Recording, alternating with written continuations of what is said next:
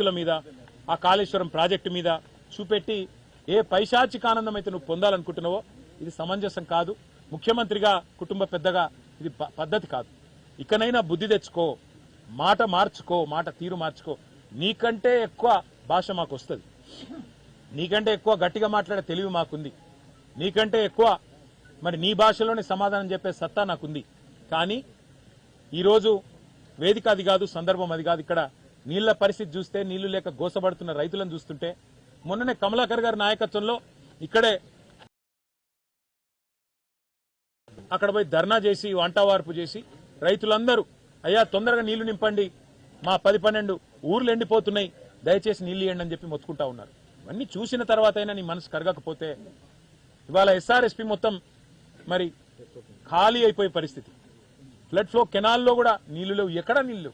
మంచిగా బ్రహ్మాండంగా ఎస్ఆర్ఎస్పీ నింపుకునే మార్గం ఉంది మనకి. నెక్స్ట్ 100 days, నెక్స్ట్ 100 రోజులు కన్నెపల్లి దగ్గర ప్రవాహం ఉంటుందని చెప్పి అధికారులు చెప్తా ఉన్నారు, ఇంజనీర్లు చెప్తా ఉన్నారు.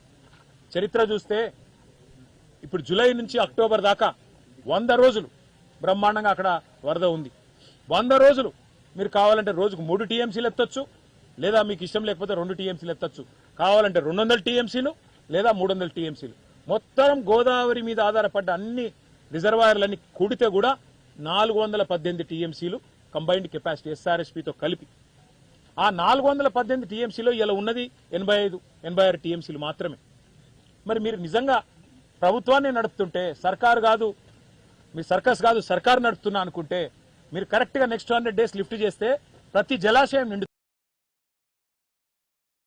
రైతు పంట పండుతుంది, రాష్ట్రం సుభిక్షంగా ఉంటుంది, రాష్ట్రంలో మరి ఇబ్బందికర పరిస్థితి ఉండదు. ఇది వాస్తవం. నీకెంతసేపు కాళేశ్వరం కూలేశ్వరం అయిపోయింది అని ప్రాసలు, పంచి డైలాగులు, పిచ్చి పిచ్చి మాటలు, ఇవాళ అన్ని నిక్షేపంగా ఉన్నాయి. ఒక నీ బుర్ర తప్ప అన్ని నిక్షేపంగా ఉన్నాయి. కాళేశ్వరం సిస్టంలో రిజర్వాయర్లు మంచిగానే ఉన్నాయి, కాళేశ్వరం సిస్టంలో బరాజులు మంచిగానే ఉన్నాయి, పంప్ హౌజులు మంచిగానే ఉన్నాయి, కెనాల్లు మంచిగానే ఉన్నాయి, మొత్తం మోటార్లు మంచిగానే ఉన్నాయి, సబ్ స్టేషన్లు మంచిగానే ఉన్నాయి, అన్ని చక్కగానే ఉన్నాయి. ఒక నీకు బుర్రనే చక్కగా పనిచేస్తలేదు. అనవసరంగా బేసిజానికి పోయి పంపులు చాలు చేస్తే ఇన్ని రోజులు అన్ని మంచిగానే ఉన్నా వీడు అబద్దాలు చెప్పిండని ప్రజలు గుర్తుపడతారని చెప్పి నీ భయం. అది కూడా నీకు చెప్తున్నాం మేము. నువ్వు ఒకవేళ పంపులు చాలు చేసి రైతులకు నీళ్ళు ఇస్తే నీ దొంగతనం, నీ అబద్దం కూడా మేము మాట్లాడము ఈ కాడి నుంచి.